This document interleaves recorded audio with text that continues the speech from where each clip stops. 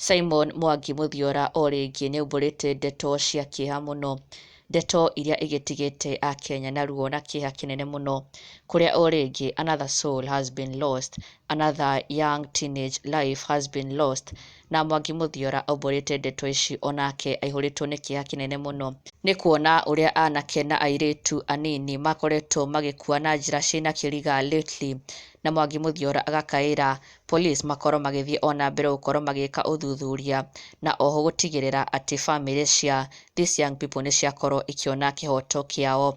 Oho agĩthiĩ ona mbere kũrũĩra kĩhoto kĩa Jeff Mwathi. Na Simon Mwangi Muthiora nĩaumbũrĩte atĩ there is a lady by the name Koech, a very young soul aged 22, ũrĩa ũrakorirwo akuĩrĩire nyũmba gwake in Kilimani area, Nairobi, in the bathroom. Atĩ she was discovered in the bathroom of her residence in Kilimani area, Nairobi.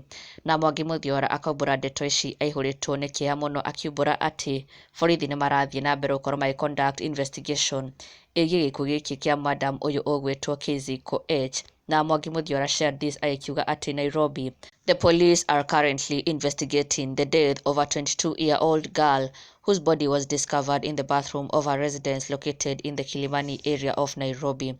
The deceased, Koech, was immediately taken to Coptic Hospital, where she was unfortunately pronounced dead on arrival. According to the authorities, Koech was in the company of her friends, attending a house party at Vesta Garden apartment, which is situated along Ngong Road.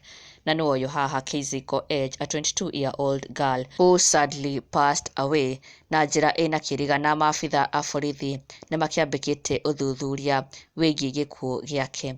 Nĩ ũndũ ũgĩtigĩte Akenya na ruo na kĩeha kĩnene mũno, kuona yet another soul, yet another young soul has passed away.